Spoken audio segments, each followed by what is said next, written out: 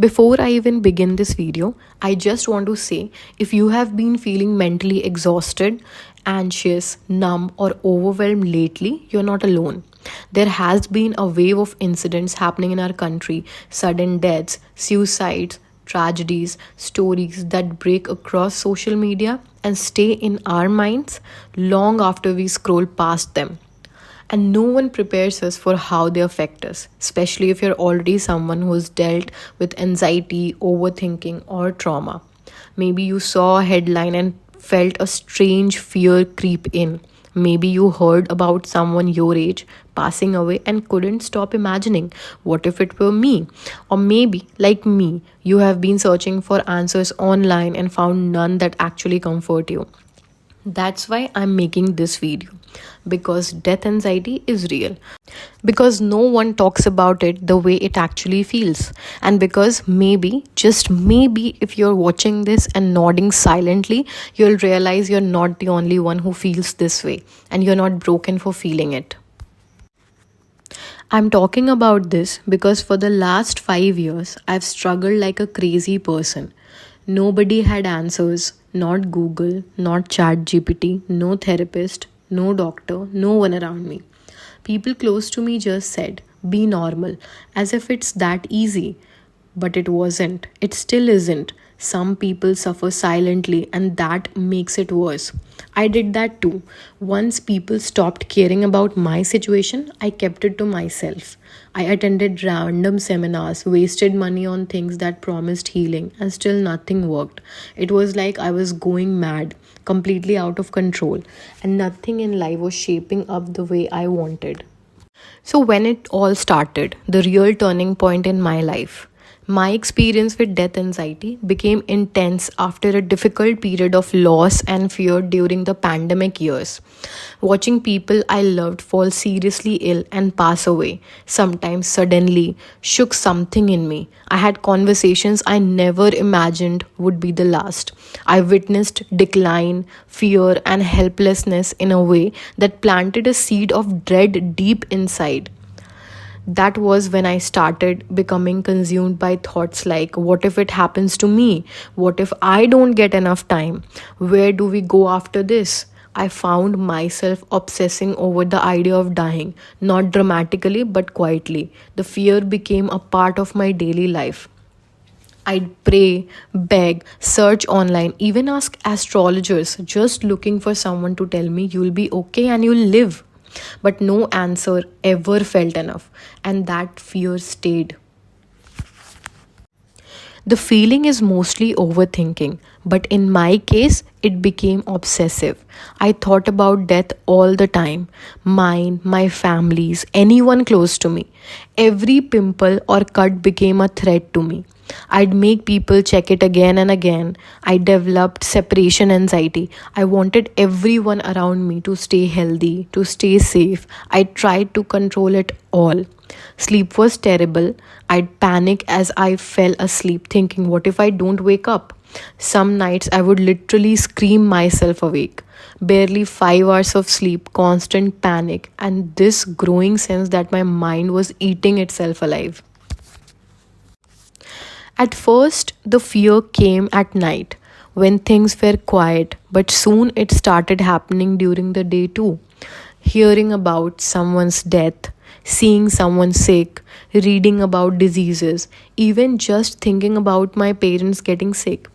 These things broke me. I'd spiral into tears. My body felt like it was living in a constant emergency, fight or flight mode 24/7. And here's the truth.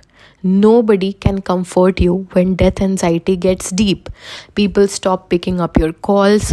They stop asking how you are. They want you to get over it because they are tired of listening to you all the time.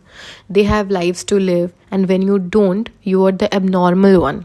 You start to feel like a burden, and that makes you suffer more. What helped me? Things that actually worked. Here's a big disclaimer, I'm not a therapist. These are just things that helped me. So, the first thing was watching the Mahabharata.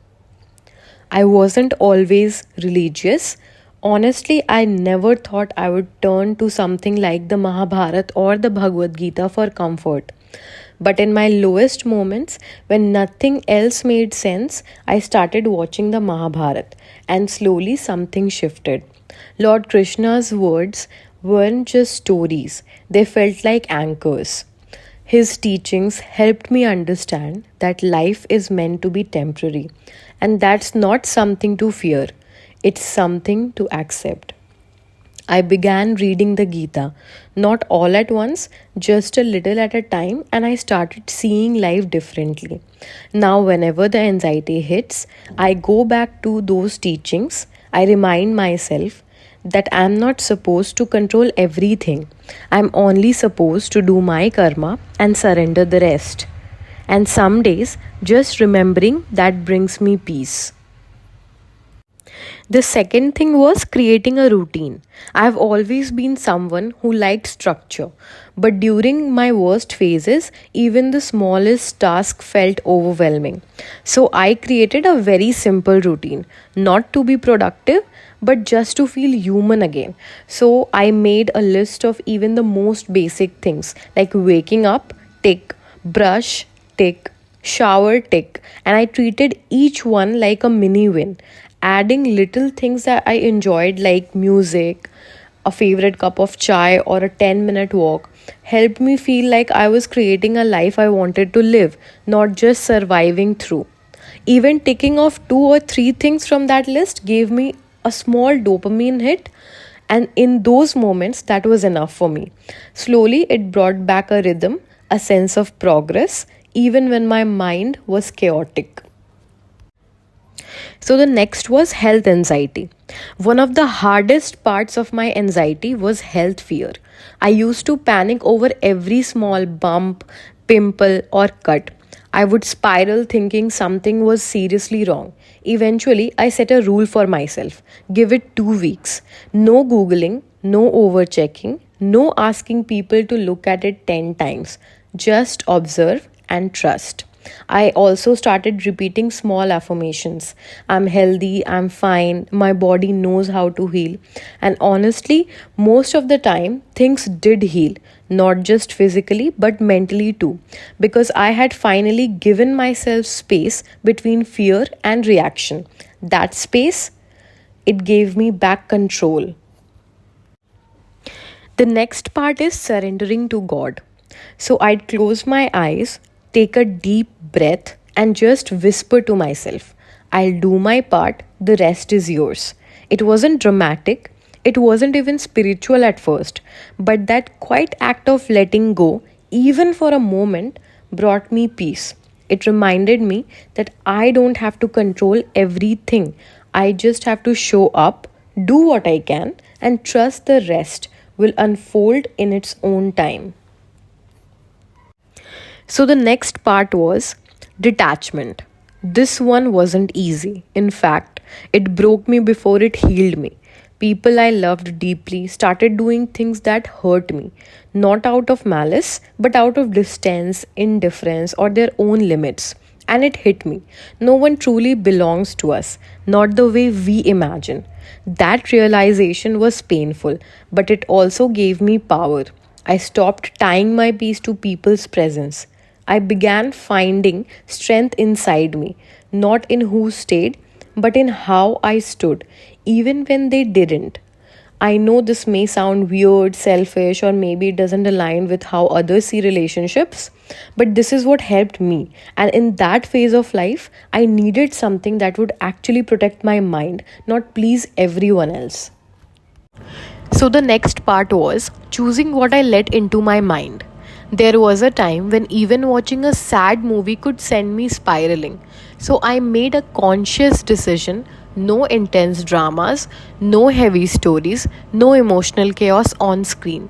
Not because I didn't care, but because I just didn't have the strength for it. I started watching only light, feel good content, simple comedies, heartwarming films, things that made me feel safe and gently distracted. It wasn't about escaping reality, it was about giving my mind a break, a pause from constantly over processing pain. And once I felt stronger, I knew I could return to the serious stuff. But for that phase of life, I gave myself permission to protect my peace, and that changed everything. So the next thing was puja over meditation. So I tried to meditate, but honestly, my mind only got louder. The silence didn't calm me, it overwhelmed me. So instead, I turned to something familiar, Hanuman Chalisa. I started reciting it every day, not out of ritual, but for rhythm, for grounding. The words, the repetition, the energy, it gave my restless mind something to hold on to. It wasn't traditional meditation, but it became my version of stillness. And in that, I found strength. So the next one is light conversations. I had just a few people, maybe two or three, with whom I didn't have to explain my pain. We didn't talk about my anxiety or my fear or what was breaking me that day. We talked about life, about their day, something random, something funny, and honestly, that normalcy grounded me more than any advice ever could. Sometimes you don't need solutions. You just need a moment where you are not the person struggling. You are just you. So, the next part is writing down my why. During the toughest days, when I didn't feel like getting out of bed, I made a list, not a to do list, but a life list. Everything I wanted, everything I dreamed of, everything that reminded me that I still had reasons to hold on. On the days I felt lost, I would open that list, and it was like reading a letter from a stronger version of me, reminding me who I am and where I am going. It didn't fix anything, but it gave me a direction when my mind had none. That list became my quiet form of my why. So the next point was moving my body, clearing my mind. So some days I didn't want to move at all, but I pushed myself to just step outside, even if it was just a short walk. And slowly I realized fresh air does something. The trees, the open sky, the quiet, they don't talk back, but they heal you in silence. You don't need a workout plan, you just need to show up for yourself. Even a 10-minute walk can shift something inside. And when nothing else helps, nature somehow does. And this is the last one, the 5-4-3-2-1 grounding technique, my anchor during panic. So, when anxiety hit me hard, especially during panic attacks, it felt like my mind was spinning out of control. My body would feel unsafe, my thoughts would race, and I couldn't find a way to calm down. So, that's when I started using the 5-4-3-2-1 grounding technique, a method that gently brings your attention back to the present moment by using your senses. So, here's how it works. So, first is 5 things you can see. Look around and name 5 objects.